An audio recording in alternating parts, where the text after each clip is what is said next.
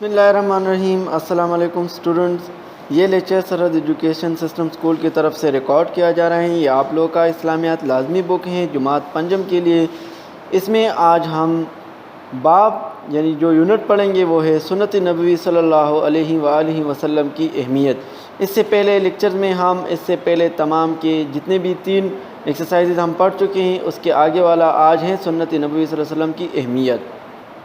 Students, اس سے پہلے ہم ایمانیات اور عبادات میں سے دنیا اور آخرت کی کیتی یہ پڑھ چکے ہیں، اطاعت رسول صلی اللہ علیہ وسلم اور اس کی اہمیت یہ بھی پڑھ چکے ہیں۔ آج ہمارا جو سبق ہے وہ ہے سنت نبوی صلی اللہ علیہ وآلہ وسلم کی اہمیت، جو کہ پیج نمبر 32 پر ہے۔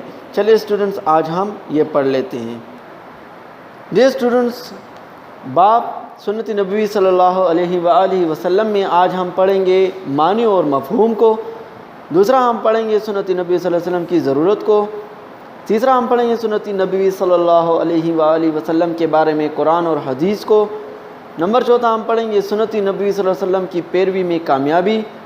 اور نمبر 5 میں ہم پڑھیں گے کیا آپ جانتے ہیں جو بک کے اندر معلومات ہیں۔ اور لاسٹ میں ہم جب یہ چیپٹر ختم ہو جائے تو ان کی الفاظ معنی اور مشق ایکسرسائز بھی ہم پڑھیں گے۔ تو چلتے ہیں ہم سب سے پہلے سنت نبی صلی اللہ علیہ وسلم معنی اور مفہوم کے بارے میں۔ اسٹوڈنٹ، سنت کی معنی ہے طریقہ یا راستہ۔ اللہ تعالیٰ نے اپنی بندوں کی رہنمائی اور ہدایت کے لیے انسانوں کے پاس اپنے نبی اور رسول بھیجے تاکہ وہ اللہ کی احکامات جو کہ قرآن اور سنت کی جو کہ قرآن کی شکل میں ہمارے پاس موجود ہے، تاکہ وہ انسانوں کو یہ سکھا سکے اور اس پر عمل کرنا، ان باتوں کو سیکھنا اور اس پر خاموشی اختیار کرنا، اسی کو سنت نبوی کہتے ہیں۔ دوسرا ہمارے پاس ہے سنت نبوی کی ضرورت۔ اب سنت نبوی کی ضرورت اللہ تعالیٰ نے انسانوں کو اپنے احکامات کے مطابق زندگی گزارنے کے لیے اپنی ہدایت قرآن مجید کی شکل میں اتاری، تاکہ وہ قرآن مجید کی تعلیمات حضور نبی کریم صلی اللہ علیہ وسلم کو سکھائے گئیں اور پھر حضور صلی اللہ علیہ وسلم کے ذریعے انسانوں تک وہ تمام احکامات پہنچائے تاکہ انسان اس پر عمل کرے اور دنیا اور آخرت میں کامیابی حاصل کرے۔ قرآن مجید میں اس معاملات کی وضاحت نہ ہو تو ہم اس کو سنت کی رہنمائی لیتے ہیں۔ دیکھیے اسٹوڈنٹس، تمام چیزیں قرآن مجید میں موجود ہے، انسان کی زندگی کی تمام احکامات قرآن مجید میں موجود ہے اور اس کی جو خلاصہ ہے وہ سنت کی شکل میں ہمارے پاس موجود ہے۔ یعنی قرآن کی تشریح جو ہے وہ حضور نبی کریم صلی اللہ علیہ وسلم نے ہمیں کرایا ہے اور اس تشریح کو سنت نبوی کہتے ہیں۔ یعنی حضور صلی اللہ علیہ وسلم کی بتائی ہوئی باتوں کو سنت نبوی کہتے ہیں، اور اس کی ضرورت انسانی زندگی میں بہت زیادہ ہے، کیونکہ اگر انسان کو ان چیزوں کی ضرورت نہ ہوتی تو اللہ تعالیٰ انسانوں کی رہنمائی کے لیے کبھی بھی نبی یا رسول نہ بھیجتے، اس لیے ان کی بہت زیادہ ضرورت ہے۔ اب قرآن میں اللہ تعالیٰ فرماتے ہیں لَقَدْ كَانَ لَكُمْ فِي رَسُولِ اللَّهِ أُسْوَةٌ حَسَنَةٌ، سورہ احزاب آیت نمبر 21 میں ترجمہ یہ کہ تمہارے لیے رسول یعنی محمد صلی اللہ علیہ وسلم کی زندگی بہترین نمونہ ہے۔ قرآن مجید میں بھی سنت نبوی کی پیروی کے بارے میں بتایا گیا ہے کہ تمہارے لیے آخری نبی خاتم النبیین حضرت محمد صلی اللہ علیہ وسلم کی زندگی بہترین نمونہ ہے۔ یعنی اللہ تعالیٰ کی تمام احکامات جو حضور نبی کریم صلی اللہ علیہ وسلم نے ہمیں بتائے ہیں وہ ہمارے پاس قرآن کی شکل میں بھی موجود ہے اور حدیث کی شکل میں بھی موجود ہے، اس لیے قرآن مجید میں بھی اس کی وضاحت ہوئی ہے۔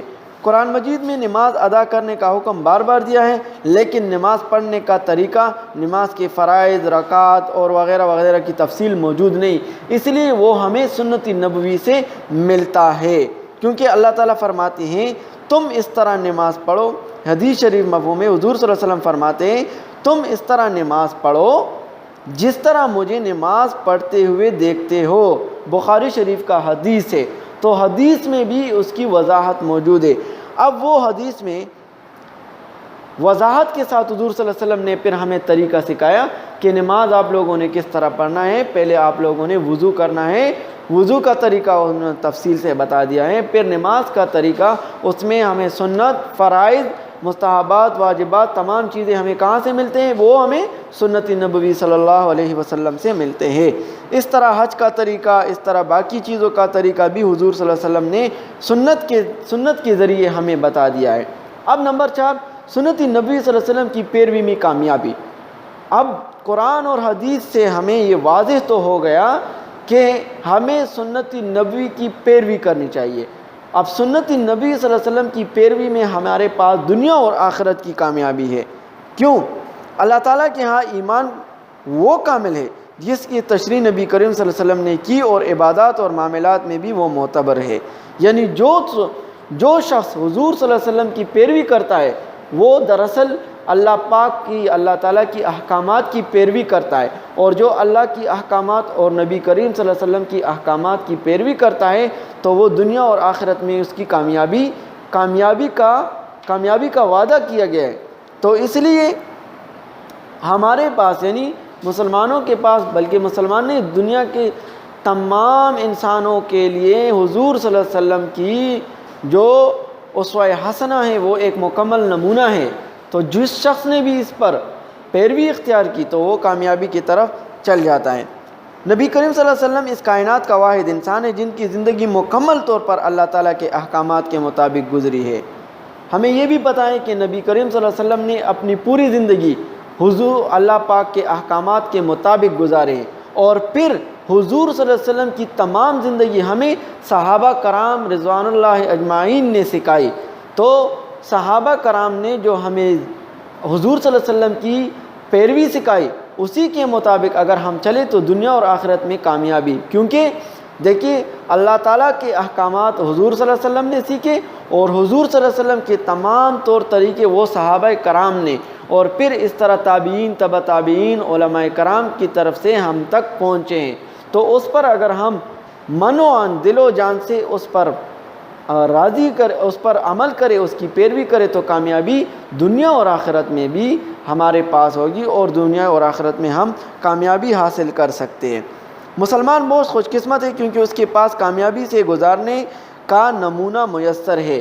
ہم تمام مسلمان خوش قسمت ہیں اور اللہ تعالیٰ کی شکر ادا کرتے ہیں کہ ہمارے پاس سنت نبوی یعنی دنیا اور آخرت کی زندگی گزارنے کا ایک مکمل نصاب موجود ہے۔ تو اگر ہم اس پر عمل کرتے تو ہم دنیا اور آخرت میں کامیاب ہو سکتے۔ آخر میں آپ صلی اللہ علیہ وسلم کا ارشاد ہے سنت نبوی کے بارے میں، لوگو میں تمہارے لیے 2 چیزیں چھوڑے جا رہا ہوں، اگر تم ان کو مضبوطی سے پکڑو تو تم ہرگز گمراہ نہ ہوں گے۔ اللہ کا رسول خاتم النبیین صلی اللہ علیہ وسلم فرماتے، لوگو میں تمہارے لیے 2 چیزیں چھوڑے جا رہا ہوں، اگر تم اس کو مضبوطی سے پکڑو تو تم ہرگز گمراہ نہ ہوں گے۔ نمبر 1، ان میں سے ایک اللہ کی کتاب اور دوسری میری سنت۔ امام موطا امام مالک جو کہ احادیث کا بہت بڑی کتاب ہے ان سے یہ لیا گیا ہے، اور حضور صلی اللہ علیہ وسلم فرماتے آپ لوگ کی بک میں بھی یہ ہے کہ لوگوں میں تمہارے لیے 2 چیزیں چھوڑے جا رہا ہوں، اگر تم انہیں مضبوطی سے پکڑو تو تم ہرگز گمراہ نہ ہوں گے۔ اور اسی طرح اللہ تعالیٰ کا ارشاد ہے، قل ان کنتم تحبون اللہ فاتبعونی یحببکم اللہ۔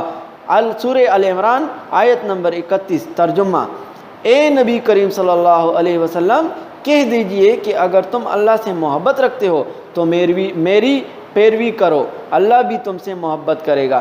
تو یہاں سے ہمیں واضح ہو جاتا ہے کہ جو لوگ اللہ اور رسول کی پیروی کرتا ہے تو اللہ تعالیٰ خود فرماتے ہیں کہ جو اللہ سے محبت رکھتے ہیں تو وہ رسول سے محبت رکھے گا۔ یعنی حضور صلی اللہ علیہ وسلم کی جو احکامات ہیں ان کو من و عن سے اس پر عمل کرنا چاہیے، اور اللہ اور رسول کی تابعداری، یعنی جو اللہ کے حکم احکامات ہیں اور محمد صلی اللہ علیہ وسلم کے جو احکامات ہیں جو کہ صحابہ کے ذریعے ہم تک پہنچے ہیں، اس پر ہم دل و جان سے اگر عمل کریں تو دنیا اور آخرت میں ہم کامیاب ہو سکتے ہیں۔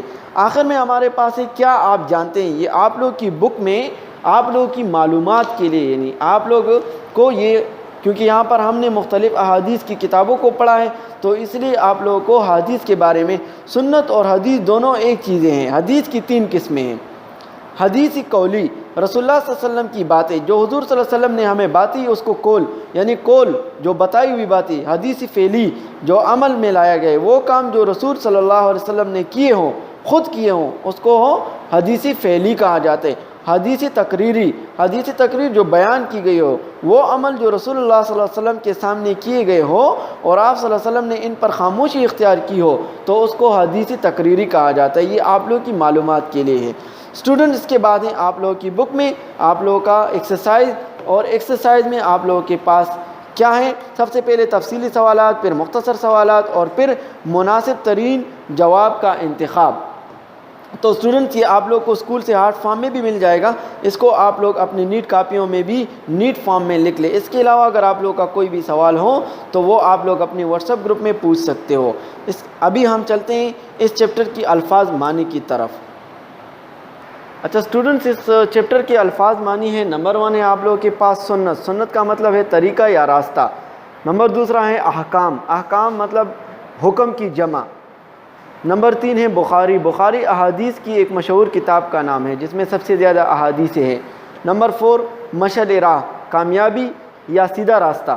اور نمبر 5 آخرت مین موت کے بعد زندگی یا قیامت۔